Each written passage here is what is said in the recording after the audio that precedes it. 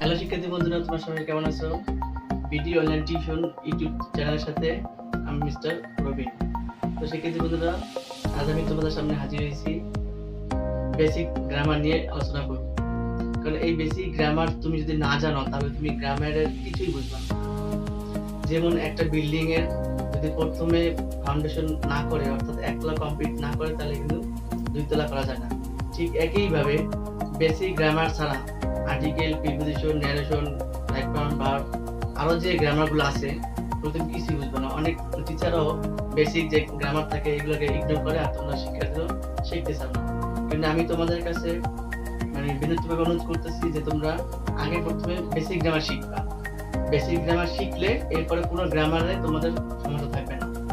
তো আমি আজ তোমাদের সামনে বেসিক গ্রামার নিয়ে হাজির হইলাম। বেসিক গ্রামের উপরে যেই বিষয়গুলো দরকার অনন্য গ্রামার শিখতে, হয়তো এটা নিয়ে আমি 3টা লেসন করব, 3টা পার্ট করব। এই 3টা পার্টের মাধ্যমে তোমরা শিখতে পারবা। তো শিক্ষার্থী বন্ধুরা, তোমাদের কাছে আমি অনুরোধ করব, আমি তো পর্যায়ক্রমে ভিডিও আপলোড করব, তো তোমরা একটা ভিডিও মিস করবে না। যদি একটা ভিডিও মিস করো তাহলে তোমরা কিছুই বুঝতে পারবে না। তোমরা আমাকে সময় দিয়ে ধৈর্য রেখে আমি যে প্রতিনিয়ত ভিডিও আপলোড করব তা তোমরা প্রত্যেকটা ভিডিও দেখবা এবং সাথে সাথে ওগুলো নোট করে রাখবা, একটা দেখতে থাক। ঠিক আছে বন্ধুরা, আজ আমি এখন কথা বলবো না, এখন চলে যাবো কম্পিউটার স্ক্রিনে। তো কম্পিউটার স্ক্রিনে কেন যাবো? কারণ যদি আমি বোর্ডে লিখে তোমাদের রুল বুঝাই তাহলে ভিডিও অনেক লং হয়ে যাবে এবং পড়া অনেক কম হবে। যার কারণে আমি কম্পিউটারে যে আমার যে ঢাকায় যে কোচিং সেন্টার ছিল টঙ্গী স্টেশন রোডে, সেখানে আমি যে শীটগুলো করছি, তো ওই শীট থেকে আমার নিজের করা শীট, ওই শীট থেকে তোমাদের কম্পিউটার স্ক্রিনে খুব ভালোভাবে বুঝাই দেবো। এবং শিক্ষার্থী বন্ধুরা, তুমি যদি আজ আমার চ্যানেলটাকে নতুন দেখতেছো অবশ্যই আমার চ্যানেলটাকে সাবস্ক্রাইব করবে, কারণ আমার এই চ্যানেলে ইংরেজি গ্রামার, গণিত সমাধান এবং হিসাব বিজ্ঞান সংক্রান্ত ভিডিও আমি আপলোড দেব। তো আর কথা বাড়াবো না, এবার চলো কম্পিউটার স্ক্রিনে চলে যাই।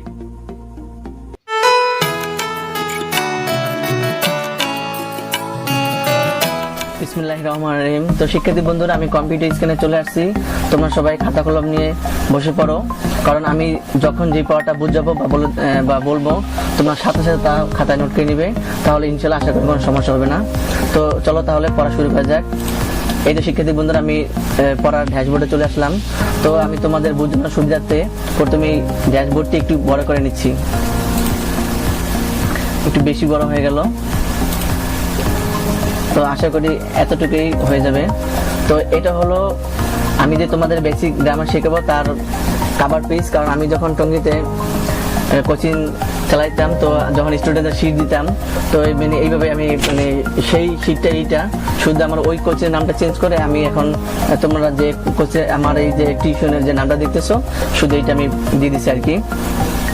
তো এখন আমরা পড়ায় চলে যাব। তো আমাদের বেসিক গ্রামারের প্রথমে যে বিষয়টি শিখতে হবে তা তোমরা দেখতে পাচ্ছ, তাহলে এই যে বোল্ড করে লেখা বড় বড় করে পার্টস অফ স্পিচ, এটা আমাদের প্রথমে এইটাই আমাদের জানার প্রথম বিষয় এবং এটা দিয়ে আমরা বেসিক গ্রামার শুরু করব। তাই প্রথমে আমরা শিখে নিই পার্টস অফ স্পিচের সংজ্ঞাটা। তাই পার্টস অফ স্পিচের সংজ্ঞাটা হলো পার্ট অর্থ অংশ এবং স্পিচ অর্থ বাক্য। সুতরাং বাক্যের অন্তর্গত প্রত্যেকটি অর্থবোধক শব্দ বা অংশকে এক একটি পার্টস অফ স্পিচ বলে।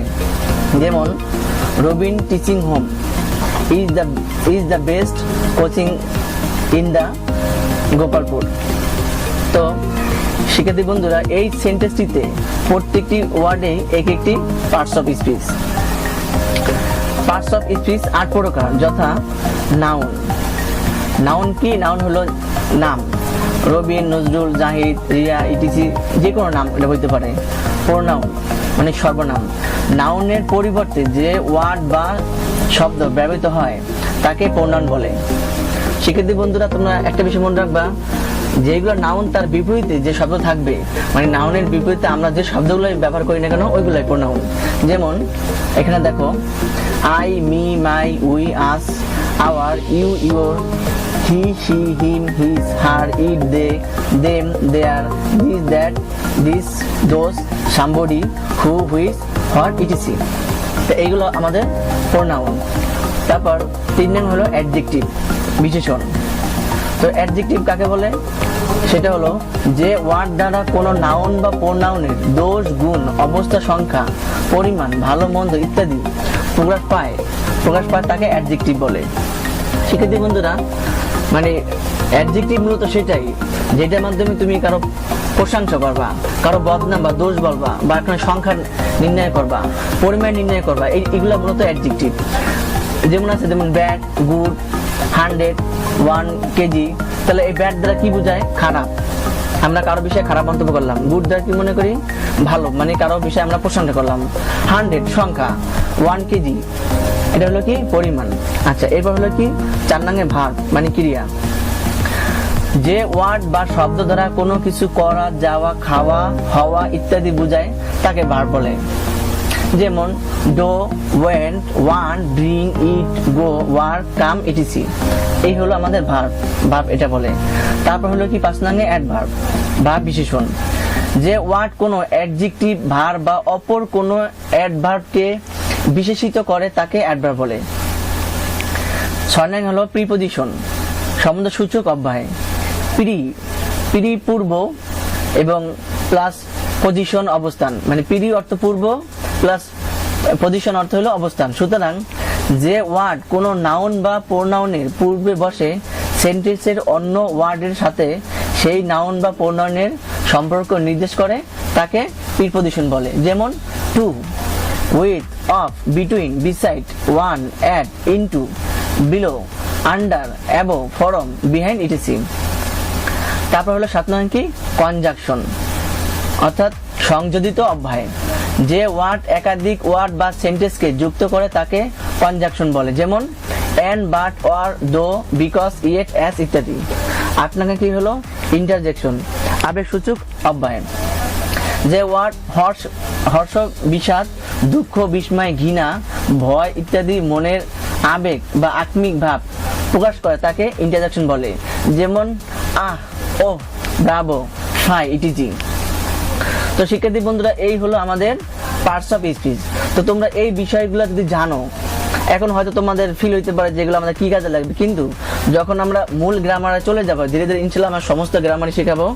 যেমন আর্টিকেল, প্রিপোজিশন, তারপর যে ইসব রাইট ফর্ম ভার্ব, ন্যারেশন, তারপর যে punctuation mark, completing sentence, tag, question, মানে আরো যেগুলো আছে ওগুলো প্রত্যেকটা শিখতে দেখবা এগুলো সম্পর্ক থাকবেই।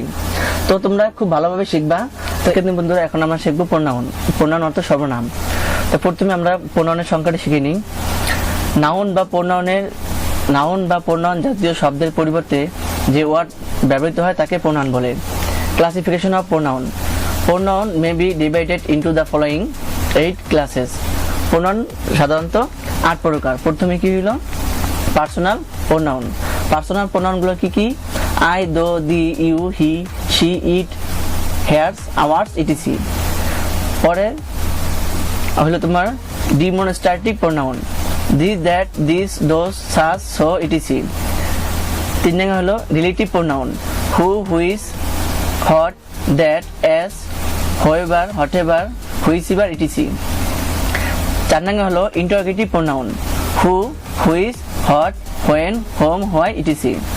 5 নম্বর হলো distributive pronoun, each, either, neither, etc. 7 নম্বর হলো রিফ্লেক্সিভ প্রোনাউন, তা হলো কি myself, her self, themselves, himself, themselves, itself, etc. 8 নম্বর হলো reciprocal pronoun, each, other, and, another, etc. তো এই হলো আমাদের আমাদের যে 8 নং প্রোনাউন, সেই 8 নং প্রোনাউনগুলো কি কি। এখন দেখো, এখানে আমি তোমাদের যেগুলা বেশি প্রয়োজন, যে 4টা প্রোনাউন আমাদের বেশি প্রয়োজন, সেগুলো সংজ্ঞা এখানে উল্লেখ করে দিয়েছি। তা হলো কি পার্সোনাল প্রোনাউন, যেগুলো আমাদের খুবই দরকার। যে প্রোনাউন কোনো পার্সন বা ব্যক্তির পরিবর্তে বসে তাকে পার্সোনাল প্রোনাউন বলে। রিলেটিভ প্রোনাউন, যে প্রোনাউন পরবর্তী কোনো নাউন বা প্রোনাউনের রিলেটিভ প্রোনাউন হলো যে প্রোনাউন পূর্ববর্তী কোনো নাউন বা প্রোনাউনকে বোঝায় অথচ দুটি সেন্টেন্সকে কনজাংশন এর ন্যায় যুক্ত করে তাকে রিলেটিভ প্রোনাউন বলে। তৃতীয়ত হলো ইন্টারোগেটিভ প্রোনাউন, যে প্রোনাউন দ্বারা কোনো প্রশ্ন করা বোঝায় তাকে ইন্টারোগেটিভ প্রোনাউন বলে। পরটা হলো ইনডিফিনিট প্রোনাউন, যে প্রোনাউন দ্বারা কোনো নির্দিষ্ট ব্যক্তি বা বস্তুকে না বুঝিয়ে কোনো অনির্দিষ্ট ব্যক্তি বা বস্তুর পরিবর্তে ব্যবহৃত হয় তাকে ইনডিফিনিট প্রোনাউন বলে। তো শিক্ষার্থী বন্ধুরা, এই হয়ে গেল আমাদের প্রোনাউন। তোমরা এই যে 8 প্রকার প্রোনাউন আছে এর ভিতরে তোমরা এই 4টি প্রোনাউন আর না হোক শিখেই রাখবা, কারণ আমাদের এই 8টি প্রোনাউনই সবচেয়ে বেশি ব্যবহৃত হয়ে থাকে। শিক্ষার্থী বন্ধুরা, এখন আমরা শিখবো অ্যাডজেক্টিভ। What is adjective? যে ওয়ার্ড দ্বারা কোনো নাউন বা প্রোনাউন এর দোষ গুণ অবচয় সংখ্যা পরিমাণ ভালো মন্দ ইত্যাদি বোঝায় তাকে অ্যাডজেক্টিভ বলে, যা আমরা অলরেডি শিখে গেছি। তো অ্যাডজেক্টিভ মূলত কত প্রকার? 6 প্রকার। যথা কি কি? অ্যাডজেক্টিভ অফ কোয়ালিটি, যে অ্যাডজেক্টিভ কোনো নাউন এর দোষ গুণ প্রকাশ করে তাকে অ্যাডজেক্টিভ অফ কোয়ালিটি বলে। পরে হলো অ্যাডজেক্টিভ অফ কোয়ান্টিটি, যে অ্যাডজেক্টিভ কোনো নাউন এর পুরে বসে ওই নাউনের পরিমাণ নির্দেশ করে তাকে অ্যাডজেক্টিভ অফ কোয়ান্টিটি বলে। 3 নম্বর হলো নাম্বার অফ 3 হলো অ্যাডজেক্টিভ অফ নাম্বার, যে অ্যাডজেক্টিভ কোনো নাউন এর সংখ্যা বা ক্রম প্রকাশ করে তাকে অ্যাডজেক্টিভ অফ নাম্বার বলে। তো শিক্ষার্থী বন্ধুরা, আমাদের 4 নম্বর হলো প্রোনোমিনাল অ্যাডজেক্টিভ। তো কোনো প্রোনাউন যখন নাউন এর পুরে বসে অ্যাডজেক্টিভ এর মতো কাজ করে তাকে প্রোনোমিনাল অ্যাডজেক্টিভ বলে। যেমন দিস বুক ইজ মাইন, এখানে দিস হলো প্রোনোমিনাল অ্যাডজেক্টিভ। 5 নম্বর হলো এমফেসিসিং অ্যাডজেক্টিভ, যে অ্যাডজেক্টিভ নাউনের পুরে বসে এর উপর জোর প্রদান করে তাকে এমফেসিসিং অ্যাডজেক্টিভ বলে। যেমন I did the work with my own hand, I did the work with my own hand, অর্থাৎ আমি এই কাজটি নিজে হাত দিয়ে করেছি। এখানে জোর দিয়ে বোঝাচ্ছে যে আমি এই কাজটি নিজে হাত দিয়ে করছি, যার কারণে এখানে ওন্ট, এই যে এখানে দেখতেছো যে ওন্ট এখানে বোল্ড করা, এটা হলো কি এমফেসিসিং অ্যাডজেক্টিভ। 6 নম্বর হলো প্রপার অ্যাডজেক্টিভ, তো যে অ্যাডজেক্টিভ প্রপার নাউন থেকে গঠিত তাকে প্রপার অ্যাডজেক্টিভ বলে। যেমন দিস ইজ বাংলাদেশি ফুড, এই হয় বাংলাদেশি খাবার, এখানে এই বাংলাদেশি হলো কি প্রপার অ্যাডজেক্টিভ।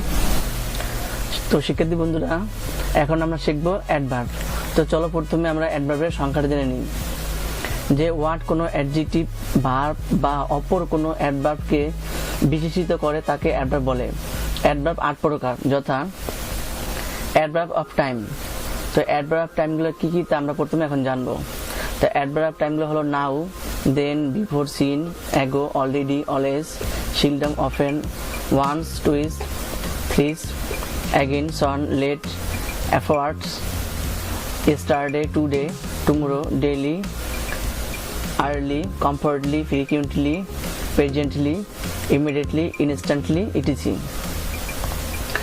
Second হলো adverb of place, here, there, hither, hence, thence, far, near, nearby, away, abroad, ahead, overhead, next door, out of door, inland, locally এবং universally, worldwide, etc. Third হলো adverb of manner, quickly, clearly, closely, correctly, bravely, badly, sadly, softly, steadily, slowly, soundly, swiftly এবং simply, suddenly, carefully এবং carelessly, easily, possibly, properly, quickly এবং fortunately, unfortunately, naturally, rightly এবং urgently, wrongly, widely, thus, well, etc. 4 হলো adverb of degree, almost, quite, very much, fully এবং partly, wholly, completely, strongly, totally, entirely, deeply, greatly, properly, half, enough, somewhat, altogether, too little, a little, rather, etc. 5 হলো adverb of reason, oblique, purpose, accordingly, consequently, so that, because, hence, therefore, etc. তো 6 হলো adverb of assertion, yes, no, never, etc. 7 নং হলো adverb of order, lastly এবং next, finally, firstly, secondly এবং 8 নং হলো down to earth, hardly, bravely, scarcely, neverly, lastly, etc. তো শিক্ষার্থী বন্ধুরা, এই হলো আমাদের অ্যাডভার্ব। তো তোমরা যদি এই 8টা অ্যাডভার্ব খুব জানো এবং অ্যাডভার্বগুলো চিনে রাখো, তাহলে তোমাদের আশা করি কোনো প্রকার সমস্যা হবে না। শিক্ষার্থী বন্ধুরা, এখন আমরা শিখবো কেস, কারক। তার প্রথমে আমরা জানবো যে কারক কাকে বলে।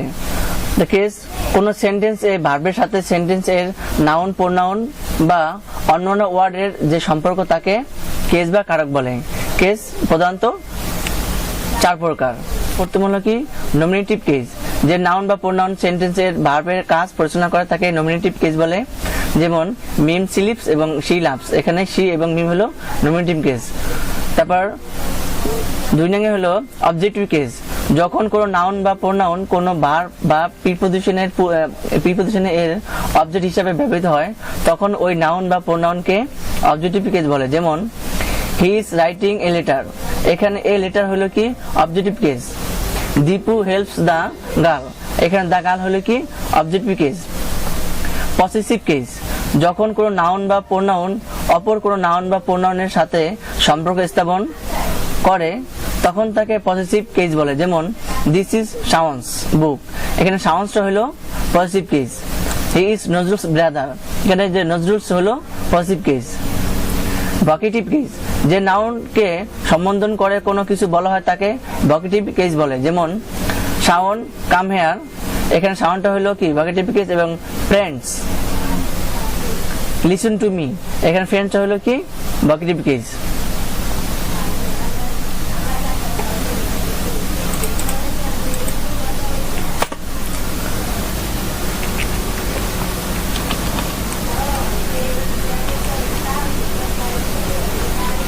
তো শিক্ষার্থী বন্ধুরা, এখন আমরা শিখবো মানে কেসের যে প্রকার ভেদগুলো এগুলো আমরা একটু জেনে নিই। তাহলে প্রথমে দেখো, এখানে আমি একটা ছক অঙ্কন করছি এবং ছকে প্রথমে লিখছি nominative case oblique subjective case, মাঝখানে আছে কি অবজেক্টিভ কেস এবং লাস্টে আছে পসেসিভ কেস। তাহলে এখানে সাবজেক্টিভ কেস আছে কি আই, অবজেক্টিভ হলো মি এবং পসেসিভ হলো মাই, অর্থাৎ আই মি মাই। পরে কি হলো হি সি, এখানে কি হবে হিম হার এবং পসেসিভ হবে his. You you your, they them their, we us our, এইগুলো আমাদের কেস। এখন আমরা শিখবো যে ফার্স্ট পারসন কোনগুলো এবং সেকেন্ড পারসন কোনগুলো, থার্ড পারসন কোনগুলো, যেগুলো আমাদের খুবই দরকার। তাহলে আমরা শিখে নেই। দেখো এখানে ফার্স্ট পারসনের ভিতরে আছে কি I me my we us hour, second person আছে ইউ ইউর এবং থার্ড পারসন আছে হি সি রনি রিয়া, এগুলো আমাদের থার্ড পারসন। অর্থাৎ থার্ড পারসন বলতে এখানে যে হিসি তো আছে এবং যে কোনো নাম হলোই থার্ড পারসন। তো শিক্ষার্থী বন্ধুরা, আজকের মতন এখানে ভিডিওটি শেষ করে দিব, আর বড় করব না। তো আমাদের আগামী পাঠে অর্থাৎ আগামী লিসনে আমরা এখানে লেখা আছে যে ক্লোজ, এই ক্লোজ থেকে আমরা শুরু করব। তো সেই পর্যন্ত সবাই ভালো থাকো, সুস্থ থাকো এবং এই যে লিসনটা নিয়ে তোমাদের সাথে আলোচনা করলাম সেটা তোমরা খুব ভালোভাবে পড়াশোনা করবে, অধ্যয়ন করবে এবং তোমাদের খাতায় অবশ্যই নোট করে রাখবে। এবং আগামী ভিডিওটি দেখার জন্য তোমাদের অগ্রিম আমন্ত্রণ রইল। এই বলে আজকের মতন এখানেই ভিডিওটি শেষ করে দিছি।